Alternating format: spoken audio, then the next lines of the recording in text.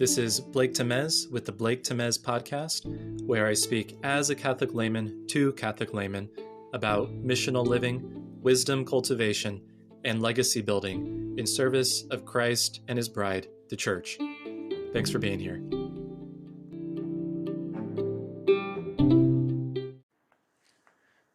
I had a very recent experience that was helpful for me to reflect on the significance of pitching your message at different levels depending on the prior experience of the audience or the team that you're working with.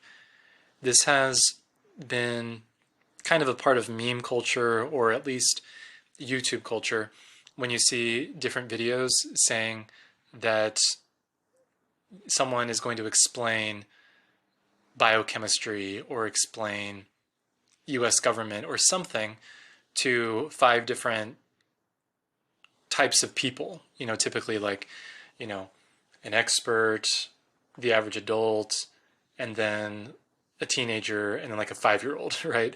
And that video being an opportunity for the expert who's delivering the message, demonstrating their ability to understand what they're talking about sufficiently to pitch it at different levels so that the hearer can participate in their understanding in some way, even if in different modes depending on their own level of understanding. And that is something that takes practice. It takes a deep level of knowledge about one's area of study or expertise. And that point might be a little paradoxical, because you might think that having a basic understanding would enable one to pass on a basic understanding to others. But in fact, it's often the scaffolding and the building out of ideas into a deeper or a higher level of understanding that makes it possible to boil it down to the essentials when delivering it to an audience. My recent experience was trying to communicate to a retreat team at a parish different concepts related to systems thinking, to thresholds of evangelization, to the extended mind thesis, and also to dialogical practices.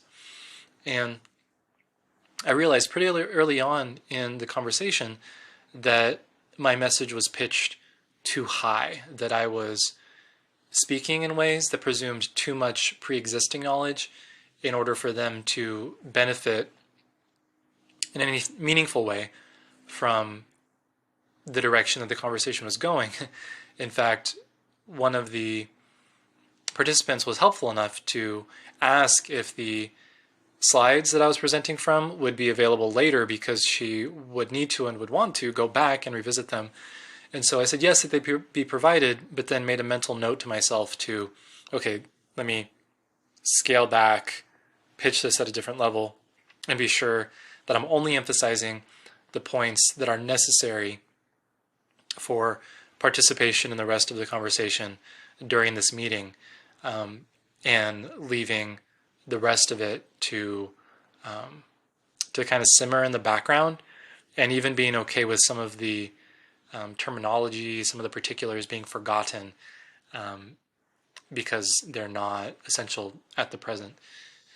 And so that experience is going to be a point of reflection for me, and knowing how to better present that material from the get-go to future teams and in future conversations. Understanding that I'll also have to work some of those ideas into presentations and exercises, like experiential activities with teenagers and teenagers that I haven't met before. And so finding the right degree of complexity to engage interest, but also not to ward off anyone who might be listening to find balance, right? Finding the right degree of challenge to engage, but not so much challenge that there's a dissociation, right? There's kind of like a shutting down because like, oh my gosh, I don't know what this guy's talking about. Or again, on the other extreme, like, oh my gosh, like, this stuff is obvious, say something new or say something more meaningful.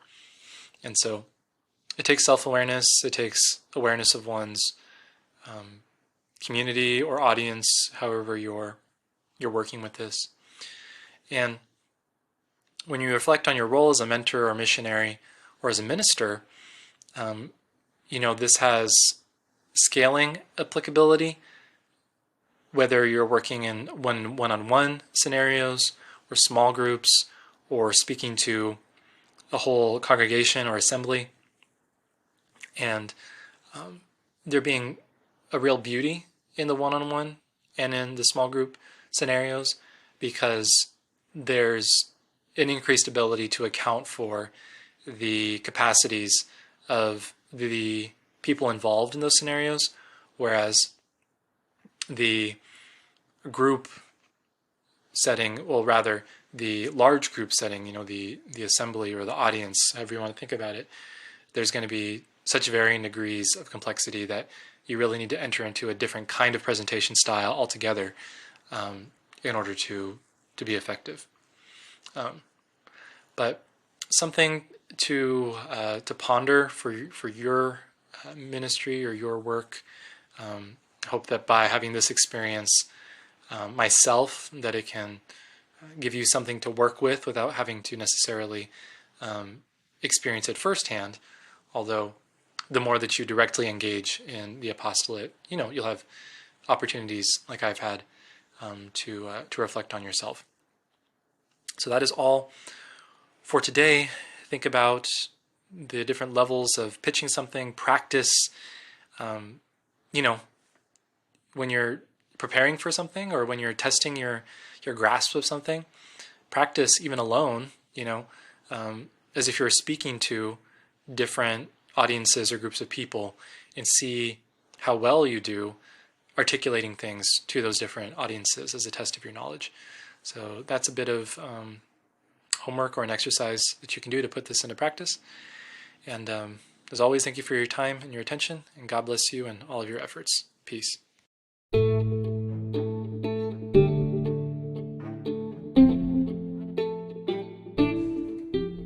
If you're a young Catholic man or a mentor, missionary, or minister who works with them, or even just a concerned figure in their life, a parent, uncle, whoever it might be on the lookout for the release of a short guide that I'm putting together called Brothers by Blood: How to Forge a New Path for Catholic Manhood.